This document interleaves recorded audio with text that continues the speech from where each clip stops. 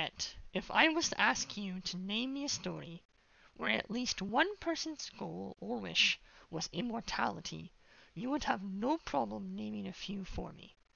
The human fear of death and disease is a very easy to grasp concept that is exceedingly prevalent in all forms of media. So many stories show us a character striving, and ultimately failing, to achieve immortality, but fewer show us what becomes of those if we really do achieve it.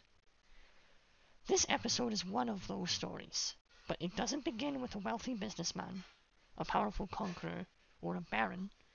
Instead, it begins with a hypochondriac. Witness Mr. Walter Bedecker, age 44. Afraid of the following: death, disease, other people, germs, draft, and everything else.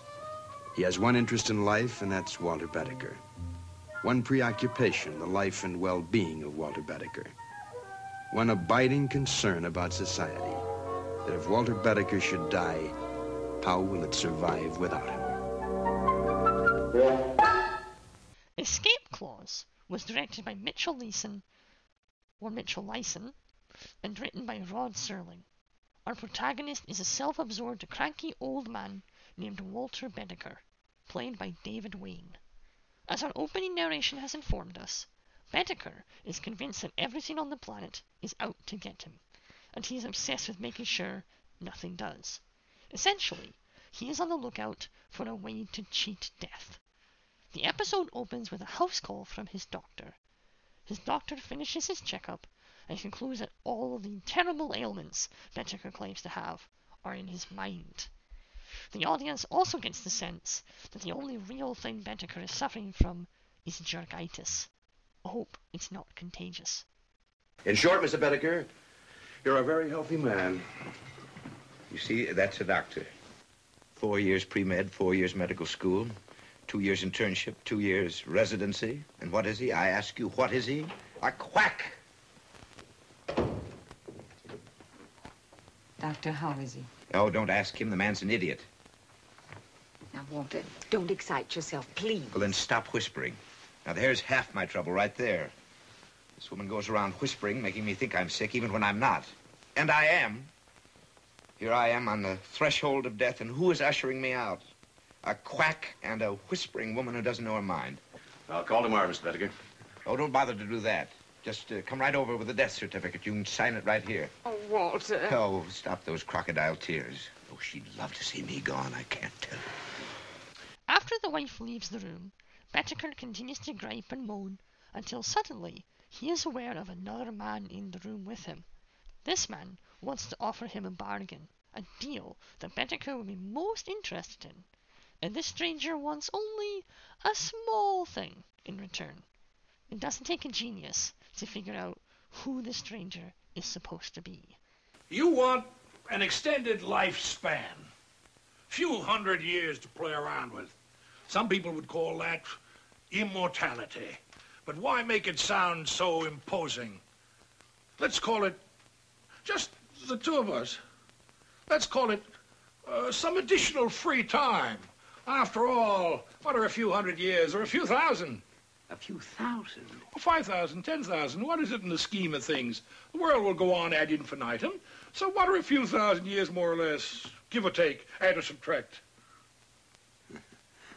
And this little item that you want in return, what do we call that? Well, what could we call that? We could call it a little piece of your makeup, a crumb off the crust of your structure, a fragment of an atom of your being, or a... Or what? A soul. You're the devil. At your service. So, the devil has offered him immortality in exchange for his soul. Bedecker says yes, since he's not the brightest bulb in the box, and because this is exactly what he's been looking for. The devil gives him immortality, invincibility, and tells him any aging he does will go unnoticeable. As they finalize their deal, he brings out the contract and mentions one other thing. there is an escape clause, thus the name of the episode. If Bettaker decides that he's tired of living, he can execute the escape clause and the devil will swoop in and kill him off. Bettaker informs him that'll never ever happen ever, which can only mean that's exactly how the story must end. Just so the audience is clear how bad an idea this is, the devil stamps his insignia on the contract and laughs maniacally as he disappears. To test his new powers, he turns up his radiator up to full and puts his bare hands on it. After a minute or so, his hands are completely fine, despite the fact that the machine is literally smoking from the excessive heat. Celebrating, he opens the window and tosses out all of his over-the-counter medicine that he had kept by his bed. We then have a brief time skip of an unspecified length of time before witnessing this scene.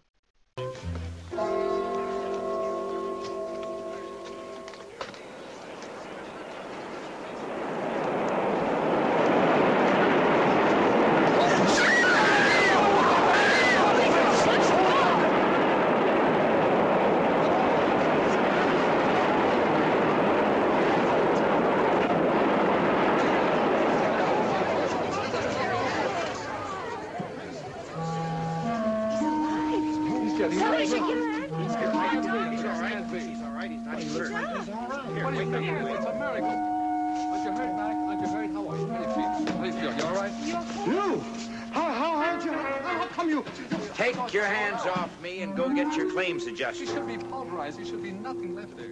Turns out that Bettaker has been throwing himself in front of buses and trains and collecting claims checks from the companies for damages, despite, of course, not ever getting injured.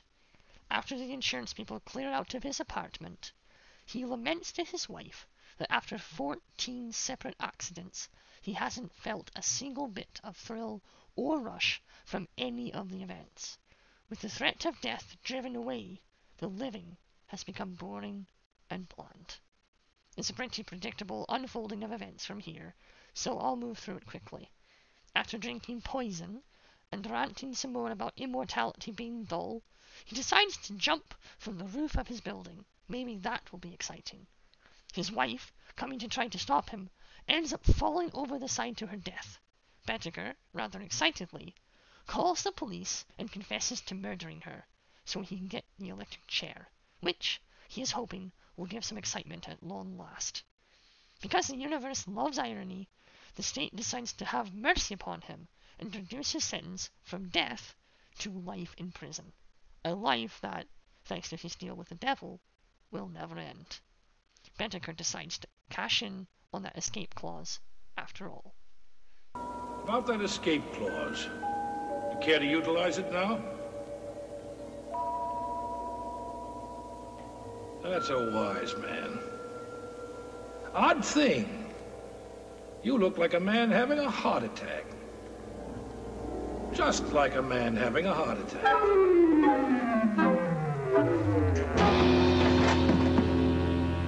Bettaker, that you? You all right?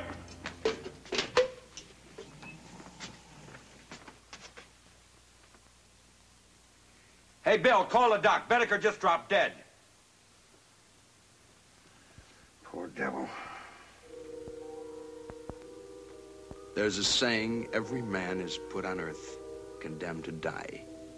Time and method of execution unknown. Perhaps this is as it should be. Case in point, Walter Bettaker, lately deceased. A little man with such a yen to live.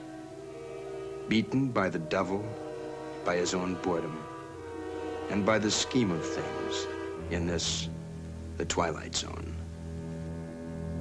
Charming acting and masterful dialogue permeate through this episode, but even they cannot rescue a script killed by its own predictability. 3 minutes in, I had every twist and turn plotted out in my head, and they played out on screen almost verbatim of what I had imagined would happen. The illusion of being able to cheat death is a powerful idea, and I admire the seed of potential here. But I have yet to see an execution of this idea that is not painfully easy to see a mile away. The episode also missed out on giving this very selfish man his comeuppance by giving him a way out at the end. I think it would have been a more powerful ending to have him bemoan his fate behind bars, staying there forever. I don't hate the episode though, and the performances of our main actors is far too charming to warrant a 0 score. I give Escape Clause 1 fedora. It was a filler episode, but a harmless filler episode.